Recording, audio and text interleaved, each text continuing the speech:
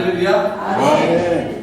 오늘 말씀 전할 수 있도록 인도하신 하나님께 감사드리고 특별히 강단을 허락하여 주신 목사님과 장로님들께 감사의 말씀을 전합니다. 옆에 있는 분들에게 이렇게 인사했으면 좋겠습니다. 반전을 시작하십시오라고 인사할까요? 반전을 시작하십시오. 반전을 시작하십시오. 사랑하는 여러분, 삶의 반전을 이루는 것이 무척 쉬운 것 같아요. 사실 그렇지 않은 것 같아요. 무엇인가를 결심하고 그 결실을 얻어내기까지 참 많은 수고와 또 애씀이 있어야 하고요. 생각과 결심들이 그 안에 녹아져야 하는 것 같습니다. 여러분, 제가 퀴즈 하나 낼 테니까 한번 맞춰보세요.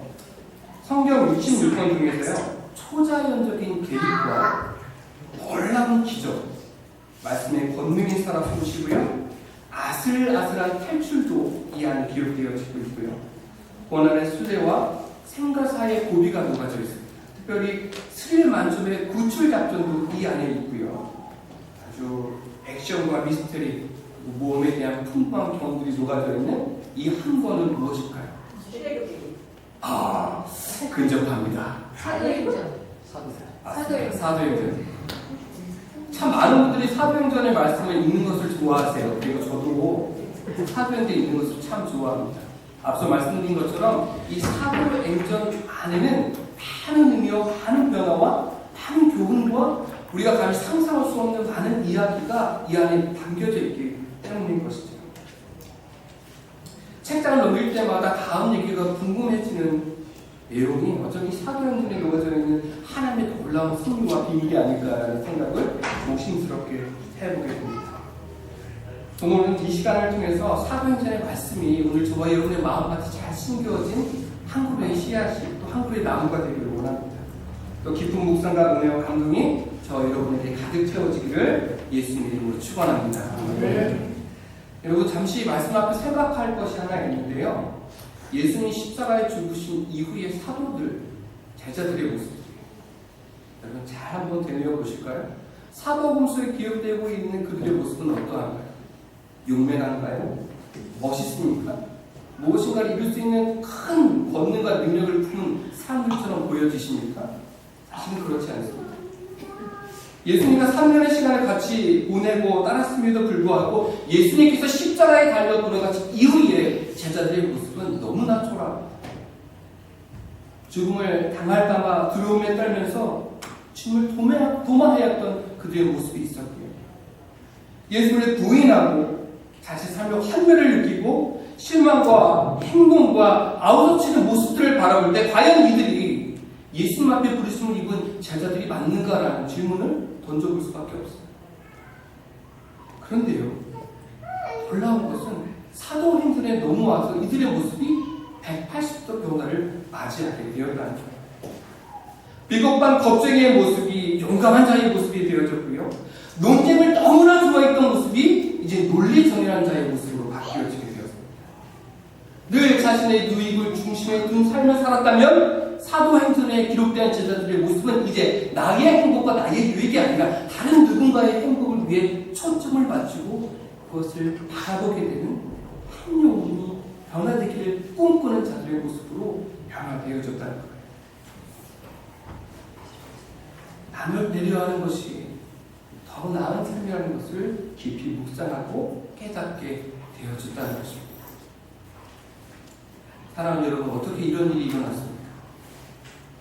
그들의 패배자와 같은 삶에 어떻게 이런 반전이 있게 되어진 것일까요? 오늘 그 말씀의 비밀이 본문에 담겨져 있습니다. 오늘 말씀은 어리석었던 사람들이 다시 하나님 앞에 세움을 입고 반전을 시작하는 기록들을 담아내고 있습니다. 저는 오늘 저와 여러분이 말씀을 통해서 인생의 전환점을 맞이하기를 원합니다. 인격적으로 하나님을 만났던 그때의 시간으로 되돌아가기를 원합니다. 내가 나된 것이 하나님의 은혜임을 고백하는 시간이 오늘 이 시간이 되어지기를 원합니다. 그와 같은 회복의 또 축복의 역사가 오늘 이 시간 저와 여러분을 채우고 남음에 있기를 예수님 이름으로 축원합니다. 우리 말씀 1절에서 2절에 있는 말씀 같이 보시겠습니다. 제가 읽어드리겠습니다. 데오빌로여, 내가 먼저 쓴 글에는 무릇 예수께서 행하시며 가르치시기를 시작하신부터 그가 택하신 사도들에게 성령으로 명하시고 승천하신 날까지의 일을 기록하였노라. 이제 사도행전 저자인 누가복음의 저자이기도 합니다. 이 누가가 한 사람에게 편지를 띄워 보내는데요. 그 사람의 이름이 데오빌로라는 사람입니다. 이 고대의 단편적인 이야기와 책들을 살펴보면 한 가지 유사한 경험들을 바라볼 수 있는데요. 생활에 궁핍함이 있었던 책을 쓰는 수필가들이나 책을 쓰는 사람들이 자신의 경제적인 어려움을 극복하기 위해서 다른 사람의 도움을 받은 적이 있어요. 그렇게 능력 있는 사람, 물질의 권세 있는 사람들의 도움을 받아서 자신의 글을 쓰고 난 이후에 헌정하는 글을 쓰게 되는데요. 마치 오늘 본문의 첫 번째 말씀을 기록하고 있는 것처럼 누구누구에게라는 수신자와 발신자의 이야기를 담아내고 있습니다. 책을 후원한 후원자에게 헌정하는 그런 내용이 담겨져 있다는 것이죠. 물론 성경이 쓰여졌던 배경을 살펴보면 데오빌로라는 사람이 누가에게 그러한 능력을 주었는지, 도움을 주었는지는 잘 기록되어지고 있지 않지만 우리가 그런 후원자가 있었다는 것을 기억하게 될 때 본문의 역사 속에서 아무런 문제가 없이 하나님의 말씀이 잘 선포되어지고 있다는 배경을 우리가 살펴볼 수가 있습니다. 그 때문일까요? 많은 신학자들이 데오빌로라는 이름에 대해서 관심을 가졌어요. 도대체 이 사람이 누구이기에 누가가 이 사람에게 이 글을 보냈던 것일까? 여러 가지 접근을 하게 되었고요. 이 접근은 크게 두 가지로 나누어지게 됩니다. 그 첫 번째 접근이 무엇인가 하냐면 데오빌로라는 이름에 숨겨진 뜻입니다. 데오빌로라는 이름의 뜻은요, 하나님을 사랑하는 자, 하나님의 친구라는 이름의 뜻을 가지고 있어요. 그래서 신학자들은 이 이름에 포커스를 했죠. 데오빌로라는 이름이 하나님을 사랑하는 자, 하나님의 친구라는 의미를 가지고 있다면 이 쓰여진 글의 목적은 하나님을 사랑했던 1세기의 모든 성도들에게 바쳐진 글이 아닐까. 하나님이 누구신지, 또 예수 그리스도가 누구신지, 그분의 행적이 무엇이고 그것을 어떻게 이렇게 내셨는지를 보여주기 위한 사명을 알게 하는 내용들이 아닐까라고 보여졌던 것 같아요. 두 번째 견해는요, 누가복음에 동일하게 기록되어지고 있는 수신자 뒤에 붙여있는 직함이에요. 데오빌로 가카라는 말씀이 그 안에 비밀로 나오고 있습니다. 가카라는 말은요, 로마 혁명 시대의 한 사람의 직책을 얘기하는 거예요. 권세 있는 사람의 어떠한 직임을 얘기하는 거죠. 그러니까 이것이 한 사람에게 쓰여진 글인데 그 말씀의 배경을 보면 이제 로마의 권세에 있던 한 사람이 예수 그리스도에 대한 소식을 접하게 됐고요. 이 소식을 접하게 된 데오빌로라는 사람에 대해서 예수는 이러한 사람이에요 라고 설명하는 편지를 띄워보낸 것이 누가복음과 사도행전이다라는 것을 말씀해주고 있는 거예요. 성경자는 헬라파 이방인인 누가가 복음을 받아들이고 예수를 믿게 되고 회심을 거듭한 사람으로서 그가 이제 하나님의 말씀을 대언하고 선포하는 길을 가겠다고 다짐한 그에게 있어 가장 중요한 것, 헬라파 이방인인 자신을, 헬라인인 자신을 은혜로 부르신 그리스도의 역사가 자기를 통해서 다른 누군가에게 선포되어지고 나아가고 있다는 것을 우리에게 밝혀주고 있는 것이죠. 그래서 크게 누가복음의 주제로 다루었던 이방인도 유대인과 함께 하나님의 구원의 상속자가 되었다는 것을 증거하기 위해서 많은 이방인들에게 선포되었던 하나님의 역사를 사도행전을 통해 기록하고 있는 거예요. 실제로 우리가 너무나 잘 알고 있는 사도행전 2장 8절에 있는 말씀을 보면 오직 성령이 너희에게 임하시면 너희가 권능을 받고 예루살렘과 온 유다와 사마리아와 땅끝까지 이르러 나의 무엇이 되리라? 증인이라. 그리고 1장부터 28장까지 쭉 펼쳐보면요, 이렇게 유다와 예루살렘과 사마리아 땅끝까지 이르게 되는 복음의 역사가 아주 세밀하게 잘 기록되어지고 있어요. 사랑하는 여러분, 이 단락에서 우리가 첫 번째 은혜를 찾아볼 수 있어요. 예수 그리스도의 복음은요, 지역과 지역을 넘어서 오늘 저와 여러분에게 향하고 있다는 거예요. 이제 그 시대의 유산으로 밝혀졌다가 없어진 비밀이 아니고요. 오늘 저와 여러분에게 그 하나님의 뜻이 이어지고 있다는 것이 오늘 우리에게 큰 은혜가 있다는 겁니다. 오늘 이러한 사실은 하나님의 섭리 가운데 역사적으로 이루어진 사실이라는 것을 우리에게 말씀해주고 있는 거예요. 한 사람의 부르심이 하나님의 뜻을 짊어지고 나아감이 수행의 역사의 순리에 포함되고 있다는 거예요. 우리가 누구 한 사람을 바라볼 때 그 사람의 영역을 바라볼 것이 아니라 그 사람의 배경을 바라보게 되잖아요. 오늘 저와 여러분의 배경이 어디 있는 거예요? 하나님께 있는 거예요. 믿으세요? 아멘. 믿으십니까? 우리가 결코 작은 자가 아니에요. 하나님의 초대교회를 이루시고 그 역사의 뒷면에서 든든히 그들을 뒷받침하셨던 것처럼 오늘 이 시대를 살아가는 저와 여러분에게도 하나님 그렇게 역사하고 계신 거예요. 아멘. 오늘 옆에 있는 사람이 고백합시다. 당신은 하나님의 사람입니다. 믿으시면? 네. 믿으시면? 아멘. 제가 두 번째 교회 방문하는데요. 첫 번째 교회 방문할 때 느꼈던 점이 있어요. 아멘이 살아있는 교회는 살아있는 교회구나. 그래야 안 그래요? 자꾸 생각 좀 해보셔야 되겠어요? 네. 아멘이 살아있으면 교회가 살아있는 거예요? 죽은 거예요? 네. 이 교회가 살아있으니까 죽었습니까? 할렐루야! 네. 살아있는 교회. 하나님 뒤에 계시고요. 우리가 앞에 서서 하나님의 길을 걸어가고 있는 한 삶의 역사를 지금 이어내고 있습니다. 아무리 지극히 작은 자 한 사람이라 할지라도 들어 사용하시는 게 하나님의 능력이시고요. 그 안에서 하나님의 역사를 일궈내시는 게 성경 기록하고 있는 하나님의 역사. 그게 오늘 저와 여러분을 향하고 있다는 거예요. 그렇기 때문에 우리 교회는 든든히 세워져야 한다는 것이죠. 우리를 향한 교회와 성도의 부르심은 인간의 헛된 정욕과 어리석음과 행동과 욕심을 채우기 위해 존재하는 것이 아니라 태초부터 시작된 하나님의 계획이 실천되어지고 그분의 영광이 선포되기 위해서 존재한다는 것을 우리가 기억해야 할 줄 있습니다. 그렇기 때문에 세상이 아무리 교회에 대해서 판단하고 정죄한다 할지라도 교회와 성도는 하나님의 사랑, 태초부터 지금까지 우리를 지키시고 구하시는 그분의 능력을 그 역사 속에 이루어가고 있다는 것을 되뇌고 기억하게 될 때 예수님의 또 다른 증거자로 인생을 살아갈 수 있게 되는 거예요. 그 놀라운 승리는 지금도 성령의 역사를 통해서 저와 여러분을 향하고 있습니다.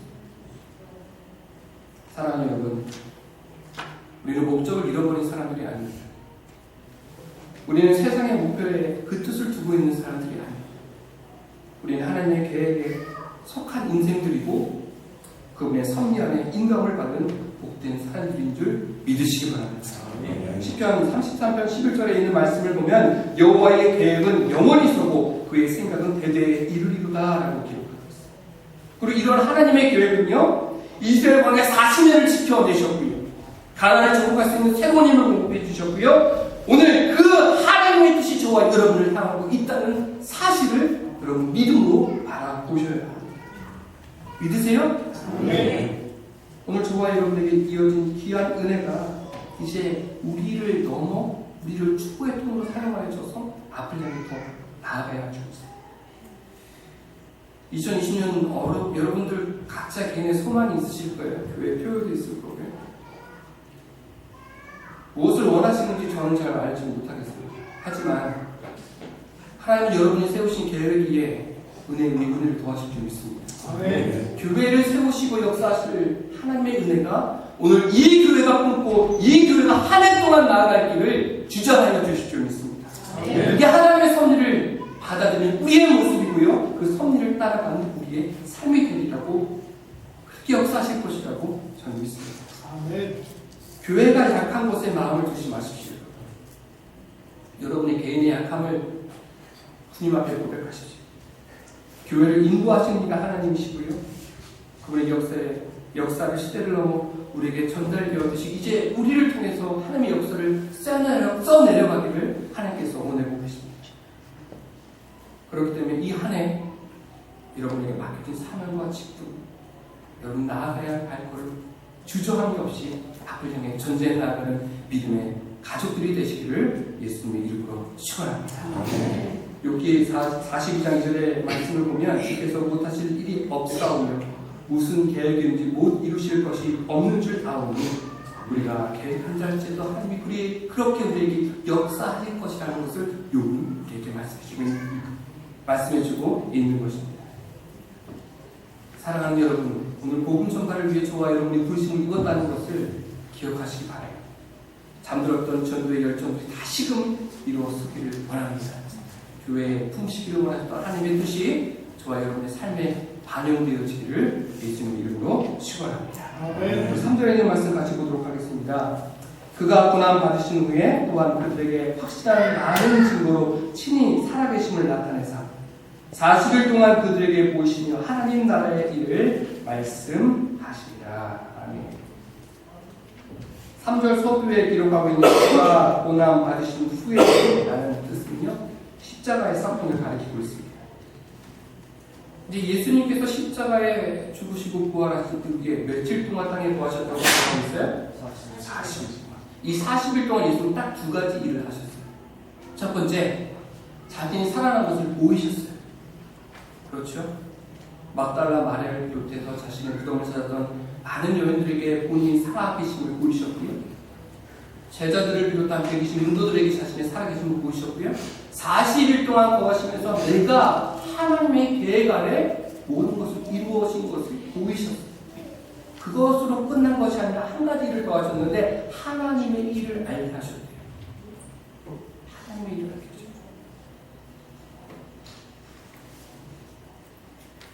예수님은 하나님의 나라에 대해서 말씀하시면서 새로운 비전과 소망을 그들에게 주시기를 원하셨다는 말씀입니다. 친히 부활하심을 보이시고 하나님의 나라의 비전을 알게 하시는 것에 최선을 다하셨다. 그래서 요한복음 14장 이하의 말씀을 보면 예수님은 이렇게 말씀하세요. 너희는 마음에 근심하지 말라. 하나님을 믿으니 또 나를 믿으라. 내 아버지 집에 거할 곳이 많다. 그렇지 않으면 너희에게 일렀으리라. 내가 너희를 위해서 초소를 예비하러 가노니 가서 너희를 위하여 거처를 예비하면 내가 다시 와서 너희를 내게로 영접하여 나 있는 곳에 너희도 있게 하리라 라고 말씀해 주셨어요. 여러분, 말씀을 잠깐 집중해 볼까요? 예수님이 하시고자 하는 말씀이 뭐예요? 내가 부활했어, 이제 이것으로 끝난 거야 라고 말씀하시는 게 아니에요. 하나님의 소망을 저와 여러분에게 알게 하시기 위한 목적이 그 안에 담겨져 있는 거예요. 하나님의 성과 뜻이 어디 있는지를 밝혀주고 계신 거예요. 이 땅에 있는 것이 최고의 것이 아니라 하나님의 소망을 바라보라고 우리 주님 말씀해주고 계신 거예요. 그런데 우리가 살고 있는 현실을 바라볼까요? 이 세상이 전부인 것처럼 살아가요. 이 땅의 유익이 전부인 것처럼 살아가고 있어요. 하늘의 소망을 품고 얘기해야 할 그 일조차 그것들을 이야기하지 않고요. 그저 이 땅에서 잘 되는 것이 하나님의 일을 위해 잘 되는 것이라고 얘기하는 사람들이 얼마나 많죠. 하늘의 소망을 잃어버리면요, 여러분 전부를 잃어버리는 거예요. 하나님 나라의 부르심을 우리가 기억하지 못하면, 하나님의 나라에 대한 비전과 꿈을 우리가 기억하지 못하면 우리는 이미 신앙 가운데 무너지는 사람이에요. 하나님은 구별하여 여러분을 부르셨어요. 내가 지명하여 너희를 부른다. 너희는 내 것이다. 너희는 내 것이다. 너희는 내 것이다. 라고 말씀해 주고 계십니다.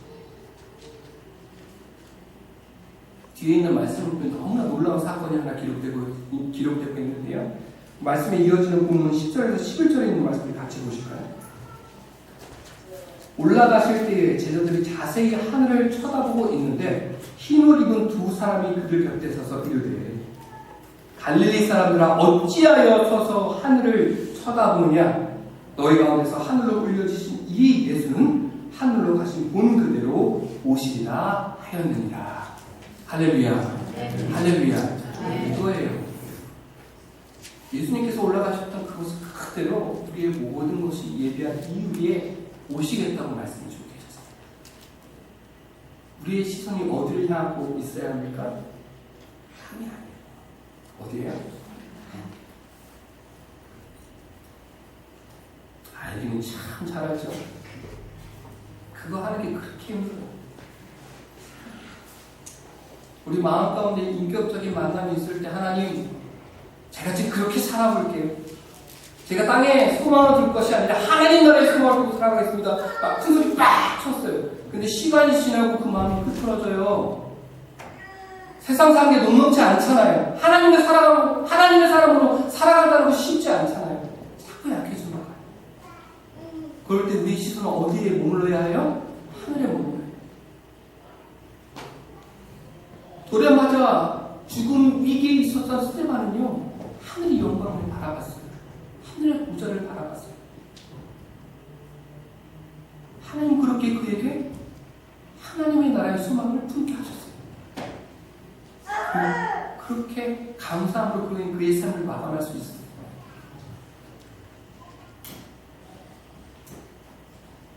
사랑하는 여러분, 그리스도의 실존에 대해서 이제 왈가불가할 때가 아니에요. 그게 있었던 일입니다, 없었던 일입니다 하는 시대는 지나갔어요. 그리스도의 오심과 그분의 죽으심과 부활은 있었던 역사적인 사실을 분명히 우리에게 보여주고 있고요. 그것이 이제 문제가 되지 않고, 우리가 중요한 것은 예수님께서 하늘로 가심을 본 그대로 오실 것이라는 소망을 갖는 거예요. 초대교회가 누구보다 당당했던 이유가 무엇인 줄 아세요? 이 비밀을 너무나 깊게 이해하고 있었기 때문에 그런 거예요. 예수님 몸소 40일 동안 모이시고 하늘나라의 비밀을 알게 하신 그 뜻이 그들의 마음 가운데 살아 있었어요. 교회가 서갈 수 있는 든든한 버팀목이 예수 그리스도가 뿌리가 된단 말이에요. 오늘 우리 가운데 예수님 그렇게 뿌리가 되고 계십니까? 오늘 교회가 세상으로부터 욕을 듣고 있어요. 예. 목회자인 우리가 넘어짐을 당한 것을 인정합니다. 교회가 교회답지 않았던 것을 인정해요. 그렇지만 여러분, 우리가 기억해야 할 것은 교회는 교회의 일을 해야 하고요, 성도는 성도의 일을 해야 하는 것이에요. 교회사의 역사를 살펴보면 그랬어요. 많은 어려움과 역경과 상황이 있었어요. 그럼에도 지금까지 오게 된 이유가 뭐예요? 교회는 교회의 일을 했기 때문에 이 자리에 있을 수 있는 거예요. 성도가 성도의 일을 했기 때문에 우리가 지금껏 살아갈 수 있었다는 거예요. 각자의 부르심에 합당한 일들을 지금껏 감당했기 때문에 지금의 교회가, 지금의 성도가 존재할 수 있었다는 거예요. 초대교회의 뿌리가 되었던 예수님의 실존적인 부활과 그분의 천국에 대한 비전과 소망이 오늘 저와 여러분의 가슴 속에 살아 숨쉬게 되기를 예수님의 이름으로 축원합니다. 그렇게 살아 숨쉬죠. 그걸 잃어버리지 말아요. 그러면 우리의 교회는 어두운 세상을 비치는 한 줄기 빛이 되어줄 줄 믿습니다. 그 역사의 시작이 오늘 저와 여러분으로부터 시작되어지길 원해요. 예수님께서 몸소 40일 동안 보셨던 그 증거가 오늘 우리의 증거가 되기를, 천국의 비전과 소망을 품게 하셨던 그 뜻이 오늘 저와 여러분의 가슴 속에 살아 숨쉬기를 진심으로 원하고 바라고 소망합니다. 여러분, 과거를 살펴볼까요? 다니엘과 새 친구 기억나시지요? 바벨론의 포로로 잡혀갔던 그들은 그들의 신앙을 지키는 것을 주저하지 않았어요. 그들만 그랬을까요? 아니요, 그렇지 않았어요. 우리 한국의 기독교가 전파되고 하나님의 믿는 사람들이 일어서게 될 때요, 그들도 그 누구보다 하나님의 말씀에 입각한 삶을 살기 위해 노력했어요. 신사참배를 거부했고요, 하나님의 진리를 세워가기 위해 자기 삶을 버리는 것을 주저하지 않았어요. 여러분, 찬송가 하늘 가는 밝은 길 다 아세요? 제가 찬양 잘 못하는데 불러볼게요. 하늘 가는 밝은 길이 내 앞에 있으니 슬픈 일을 많이 보고 늘 고생하여도 하늘 영광 밝음이 어두운 그늘 해치니 예수 공로의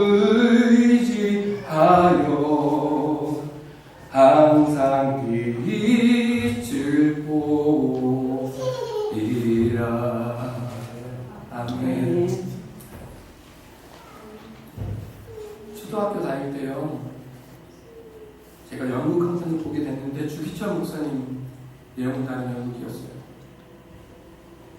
옷이 가득 박혀있는 그곳을 걸어가는 목사님이 이 찬양 부르셨어요. 이 찬송 부르셨어요. 하늘과는 밝은 길. 10살이나 됐을까요? 11살 됐을까요? 제가 뭘 알겠어요. 눈물이 그렇게 나더라고요. 마음이 벅차오르더라고요. 왜 저 어르신은 왜 저렇게 찬송까지 부르면서 저 고난의 길을 가실 수밖에 없었을까라는 생각을 10살 때, 11살 때 제가 했었던 것 같아요. 근데 좀 철이 들고 예수님을 인격적으로 만난 뒤에 이게 이해되기 시작했어요. 교회의 역사에 대해 배우고 알아가면서 그 뜻을 명확하게 발견하게 됐어요. 교회를 향한 하나님의 뜻이 어디 있는지 알게 됐고요. 하나님의 사람에 품게 되는 은혜가 어디 있는지 발견하게 됐어요. 그게 그 목사님의 역사의 한편에 난 기록의 한 부분일까요? 아니요. 한국 교회가 지금껏 존재할 수 있었던 가장 근본적인 이유와 목적이 예수 그리스도에 있다는 것을 우리에게 밝혀주는, 보여주는 사실입니다. 여러분, 예수님 믿으십니까? 네. 예수님이 저와 여러분의 구주 되심을 고백하십니까? 네. 그렇다면 하지 마십시오. 그렇다면 움직이십시오. 교회가 교회 일을 할 수 있도록, 성도가 성도 일을 할 수 있도록, 그렇게 하나님의 역사를, 그 하나님의 역사에 동참하게 되는 여러분 되시기를 예수님 이름으로 축원합니다.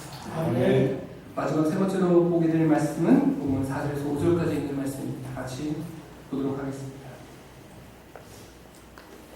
사도와 함께 모이사 그들에게 분부하여 이르시되 예루살렘을 떠나지 말고 내게서 들은 바 아버지께서 약속하신 것을 기다리라. 요한은 물로 세례를 베풀었으나 너희는 몇 날이 못되어 성령으로 세례를 받으리라 하셨느니라. 아멘. 오늘 말씀을 보니까 예수님께서 먼저 제자들에게 이렇게 얘기했어요. 얘들아, 예루살렘을 떠나지 마. 여기서 있으면 너희가 성령을 받게 될 거야 라고 말씀해 주셨어요. 여러분 조금 더 생각해 봅시다. 제자들에게 예루살렘이 좋은 곳일까요? 나쁜 곳일까요? 1번 좋다, 2번 나쁘다. 정답은? 자, 모르시면 마지막 게 정답이에요. 자, 1번 좋다, 2번 나쁘다. 정답은? 나쁘다. 왜 나빴을까요? 제자들이 대부분이 갈릴리 사람들이에요. 그죠?